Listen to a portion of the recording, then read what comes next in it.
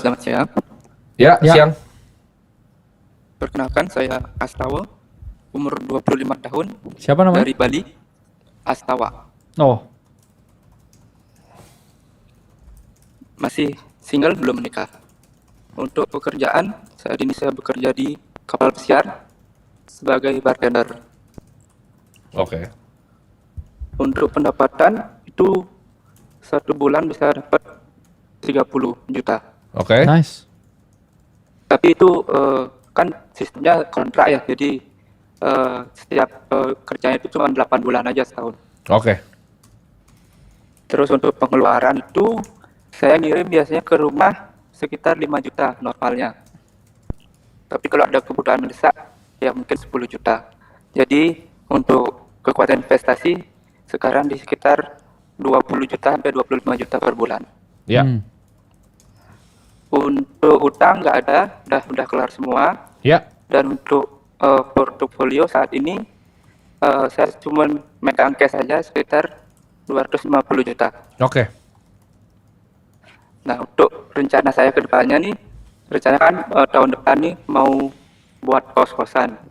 Jadi saya ngumpulin dana lagi sedikit, habis itu beli tanahnya cash, terus membangunnya itu minta bantuan KPR di bank.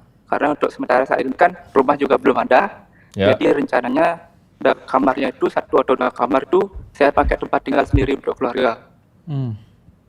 Oke. Nah, jadi gimana nih menurut pandangan Bro Tif sama Prof Kakak nih, wise nggak gitu loh? Oke. Jawaban pertama udah pasti nggak wise ya. Kita paling anti investasi kos-kosan tuh kita paling anti. Kenapa? Itu sangat sulit. Sangat-sangat sulit. Kamu banyak dikerjain sama orang dari segi tanahnya, dari segi deal flow-nya. Kalau kamu bukan yang terbaik di satu area, janganlah sama sekali kamu invest di kos-kosan. Nggak ada alasan yang bisa kamu kasih ke kita. Kenapa kamu nggak beli sahamnya BSD dibanding kamu bangun kos-kosan? Itu nggak ada alasannya gitu. Jadi kos-kosan tuh udah pasti big no. Karena itu salah satu kita ngomongnya usaha ya bahkan ya. Itu Ya. bukan investasi, itu usaha yang internal rate of return-nya busuk gitu.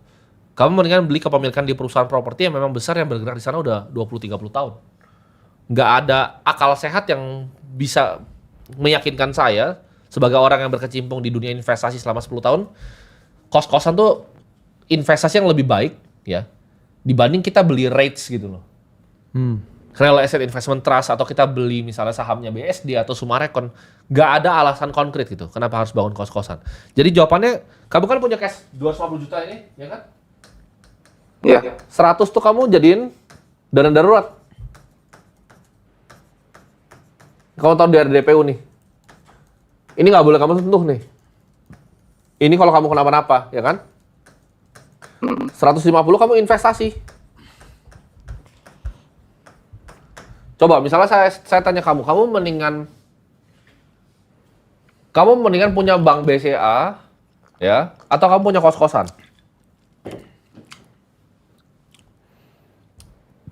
Mau BCA sih.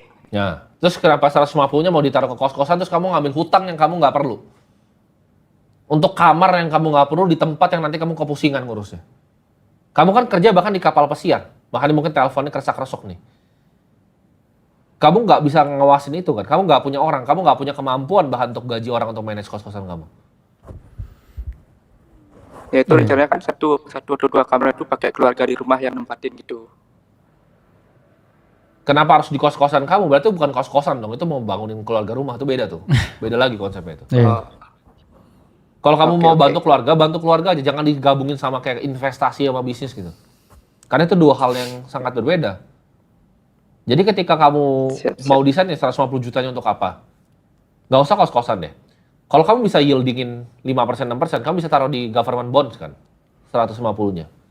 Itu masih ada capital loh 150, nggak nyangkut. Kamu taruh kos-kosan nyangkut loh itu duitnya. 250-nya lagi kamu mau taruh di kos-kosan. Itu kamu kerja di kapal pesiar udah lama, kamu duitnya jadi 0 nanti semuanya. Oke, jadi kelanjutannya itu berarti investasinya itu kemana nih bagusnya? Kan dari dana 150 sama Ya. ada per bulannya lagi 20 itu dialokasikan kemana nih? Oke, apa yang kamu ngerti sekarang? Kalau sekarang investasi sih masih awam banget soalnya baru mulai terjun nih saat ini. 150, karena awam nih. Ini sisihin nih, kamu beli buku, ya kan? Belajar, nonton YouTube. Nah, udah tahu apa? Ini kamu habisin nih, misalnya 5 juta nih buat beli buku sampai banyak gitu kan? Ya. Jadi 145. Nah, baru investasi. Karena banyak yang nggak paham bro konsep ini. Ketika kalian tuh nggak mau investasi di ilmu, ya 150 juta ya tadi kalau masuk kos-kosan jadi 0 nih. Gitu.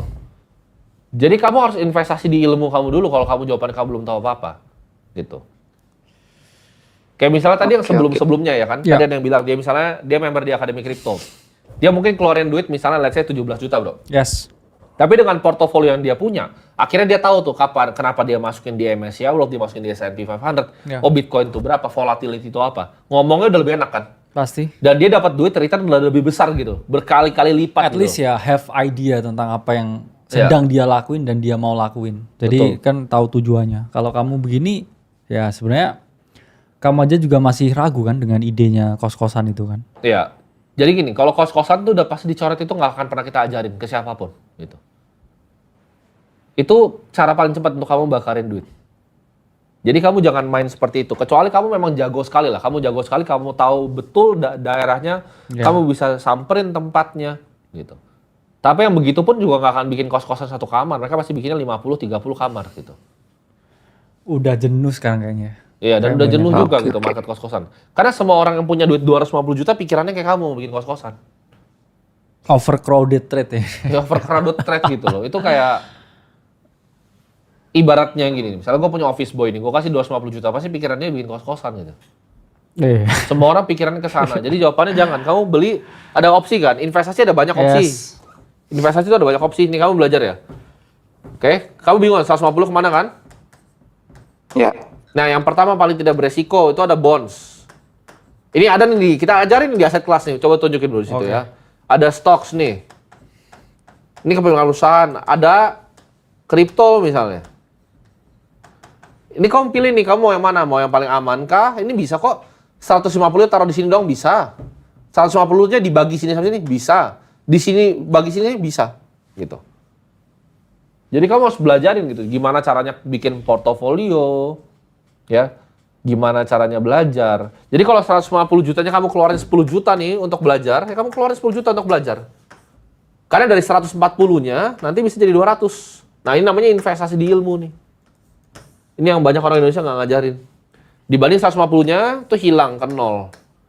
Udah gitu kamu kena hutang 500 juta karena kamu KPR. Kena riba kamu. Nih riba. Karena kamu mau hemat 10 juta dan kamu ngerasa udah pintar gitu. Jadi 150-nya kamu belajar dulu, kamu tahu nih aset kelasnya, baru kamu investasi. Clear ya? Oke, siap-siap. Oke, keren. Thank you. Thank you Astawa. Coba ditunjukin bro, coba. Udah bisa dibuka tadi, coba ke gua mau kasih tunjuk dulu. Oke. Nah, itu kan ada modul tuh. Aset classes ya. Yes. Jadi teman-teman bisa belajar di Ternak Uang itu lengkap sekali. Aset classes ada apa aja di sana. Tadi yang kalau nggak ngerti apa sih makroekonomi itu, dijelasin juga financial accounting apa. Ada juga tuh, ada cash equivalent, ada bonds, ya kan, ada stocks, ada commodities, ada alternatif aset. Jadi tahu dulu nih, gitu loh. Instrumen investasi itu apa, cara berinvestasi gimana, pikiran jangka panjang seperti apa. Bahkan yang budgeting semua coba ke bawah bro. Yes. Itu lengkap ya teman-teman ya. Jadi teman-teman bisa lihat gitu loh. Cara budgeting gimana? Ya, jadi semua Blueprint. emang diajarin di sini ya. Jadi yang teman-teman mau tanya apa, yang versi gratisnya gimana? Ya kalau mau lihat tester yang kita ajarin di YouTube-nya Ternak Uang langsung. Di YouTube Ternak Uang. Jadi kalau kamu mau lihat-lihat dulu bisa ke YouTube Ternak Uang, belajar ya. Gitu.